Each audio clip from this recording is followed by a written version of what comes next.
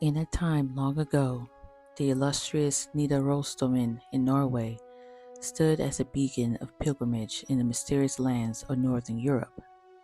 Deep within the heart of Trondheim, this sacred place drew seekers of salvation and tranquility from afar. Once revered, and revered still, it now captivates the hearts of tourists who marvel at its grandeur. Among Norway's most iconic structures, it preserves the echoes of an ancient era. In those medieval times, Norway embraces the faith of Catholicism, shedding its pagan origins of Viking heritage and Norse mythology at a later stage than the rest of Europe. The church that stood then, shrouded in enigma, paid homage to both the learned Catholic traditions and the ancient Viking customs. Today, the monasteries of yore lay in ruins, transformed into museums that stand as remnants of the Catholic Church's former dominion over the land. Despite the country's shift to Protestantism, the cathedrals and churches of old, like the Nidarosdomen, continue to serve as a sacred sanctuary. Nestled in the heart of Trondheim, the Nidarosdomen remains a testament to Norway's cherished religious heritage. Within its sacred walls, the whispers of long-forgotten monks still resonate, as if time itself cannot erase their presence. Their devoted men relinquish the pleasures of worldly life, sacrificing marriage, children, and personal possessions in the service of God. Clad in unassuming robes, they embrace anonymity, veiling their faces to conceal their true identities. Rumor has it that even now, one of these ancient monks roams the halls of the Trondheim Cathedral. Let's get into it. But first, if you like these videos about the strange, peculiar, and slightly wicked, including the origin stories behind the most popular and not so popular legends, subscribe and hit the notification bell so that you can know every time we upload, and comment "I subscribe" in the comment section so that we can say hi to you. Now back to our story. The Nidarosdomen stands upon the resting place of King Olaf II, the nation's preacher and saint who brought Christianity to Norway, and remains the traditional site for the consecration of new kings. Throughout the ages, the cathedral grew from a humble chapel into one of Norway's most magnificent churches, withstanding fires, the tumult of the Reformation, and even a roof blowing off. If legends are to be believed, it has also preserved the lingering spirit of one of its former residents.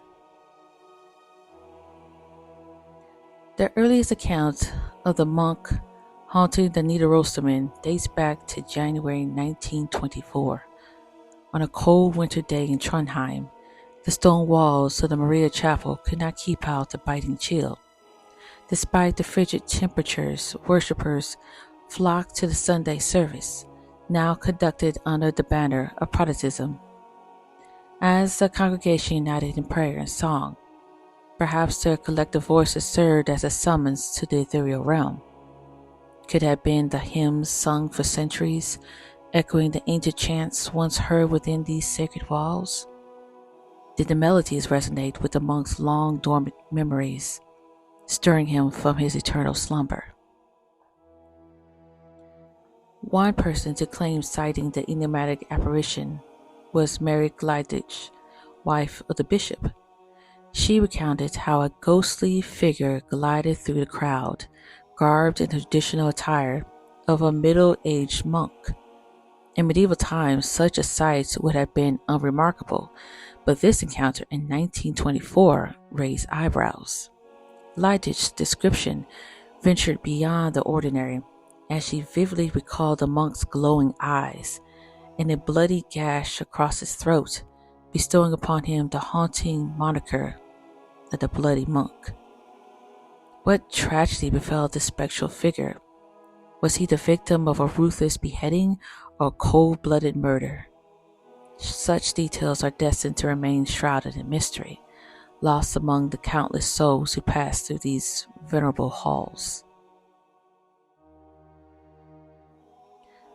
The legend of the Bloody Monk. and the Nidarosdomen persisted, captivating the nation's imagination. In 1933, Bishop Alex Johnson himself claimed to have glimpsed the ethereal figure within the cathedral. Over the years, the Bloody Monk has become one of Norway's most renowned ghosts. People have embarked on pilgrimages to Nidarosdomen, hoping to catch a fleeting glimpse of the enigmatic specter. In 1966, John Meeb stepped forward with his own account. As a music historian, he led his students on a nightly walk through the cathedral, where they allege heard the sound of footsteps dragging on the floor and a mysterious chant resonating through the hollow space. Meeb, ever curious, sought to unravel the mystifying melody, eventually determining it to be an ancient choir song composed by Perotinus in 1208. Could this song be the same that resonated in 1924, or something similar? Many have endeavored to uncover the truth behind this ghostly enigma.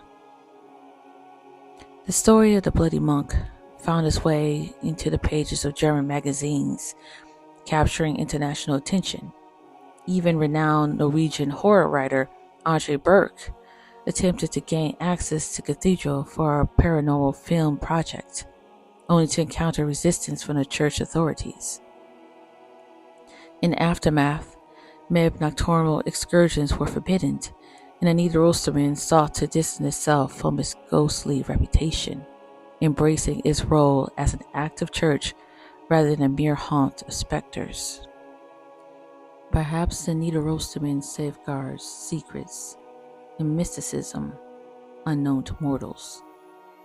As it stands, the truth remains hidden, cloaked in the shadows of time. Thank you so much for tuning in to WickedDual Reads. Please leave a thumbs up and comment so that we can get a discussion going, and share this video. That really helps us out a lot. And subscribe and hit the notification bell so you can know when our next video is ready.